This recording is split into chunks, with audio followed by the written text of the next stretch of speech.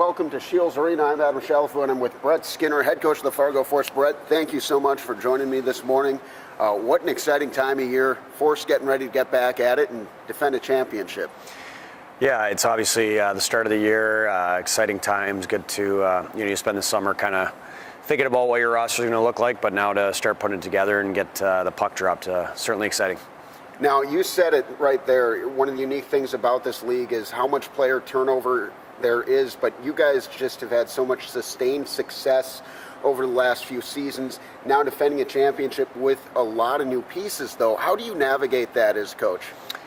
Certainly a challenge. I think the model of the league is you're pushing these players onto the college level, so it doesn't really matter how good you do, you're always going to have a lot of turnover in the league. We do have two drafts. We have the early draft, phase one, where you're drafting 15-year-old kids, and then the phase two, you build out the second piece. This year will certainly be a challenge because we've had two really good years where they've gone for it, so you end up trading away draft picks, trading away affiliates, players that would probably be in our lineup now to go for it. Definitely happy we won the championship, and you don't, have any regrets there. But at the same time now, there's going to be a challenge putting a team together here.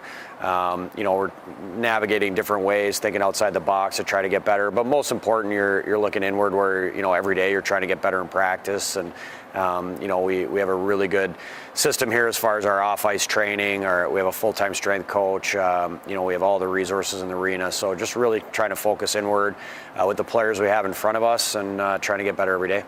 Now, when it comes to preparing these guys for the next level, you look at a guy like Max Swanson, who's just about hour, 10 minutes drive up the road now playing at UND.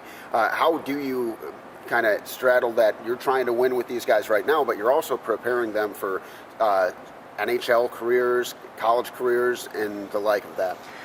Yeah, I think obviously you get to the scouting recruiting piece where you pick up a player like Max. Certainly we didn't, take Mac as an empty slate and turn him into the great player he was. We scouted him and took him high in the phase one draft, and he came in and had a great USHL career for us, and certainly look forward to him moving forward. The one thing with these kids a lot of times, especially the younger kids, it's their first exposure to sometimes systems and concepts and the daily grind of things. And generally most of the players we're getting are coming from a level where they were probably the best player on their team, and now they have to integrate into kind of a team first mentality where you might have to find a different role, or if you're a 2-year USHL player, your first year you might be on the penalty kill with the second year being on the power play. So certainly nothing new, problems that everyone's dealing with in the junior level, but certainly at this time of year, especially having these kids figure it out sooner than later helps you get up and running.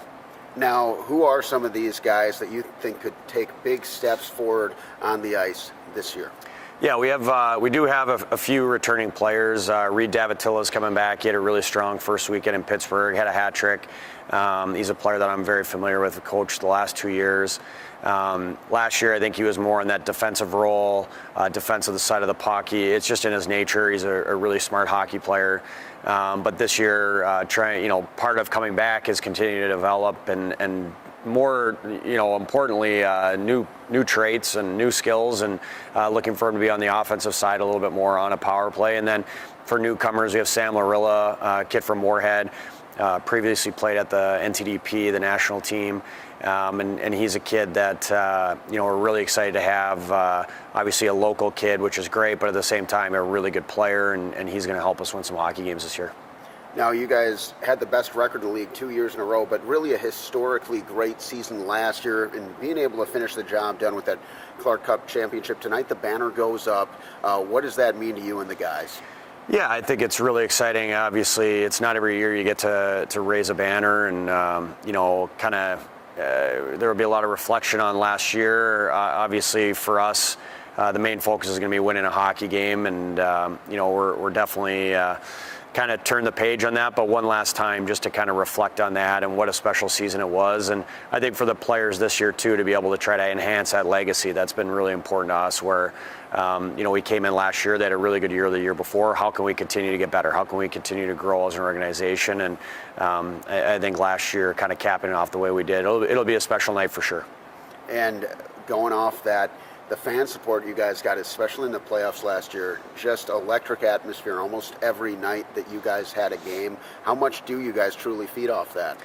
You know, it actually is really important. I actually, with our scouting and recruiting, we'll use that a lot. There are other teams in the league that certainly have good development models, and you know, we're doing all the skill sessions, and we have the shooting bay.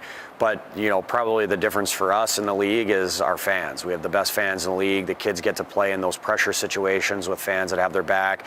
I think, you know, you look at an NHL crowd or certainly a Friday or Saturday night in college hockey, the great fans that you have, I think that it prepares the kids for those moments. So I think no doubt, you know, we got Organization of the Year. I think if there's an award for Fans of the Year, our Fargo fans would have got that for sure. I'm sure everyone back home watching is going to love to hear that. Coach, anything else you'd like to add before we let you get ready? I know you guys got a skate around coming up here. Yeah, just excited for the year. Obviously a new group, going to be a little bit more of a process, but you know, obviously I know our fans will have our back, and hopefully the boys can put a good show on for them.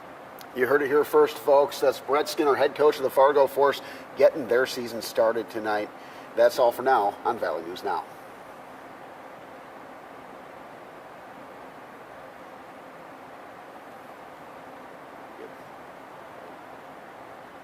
Yeah, we're clear.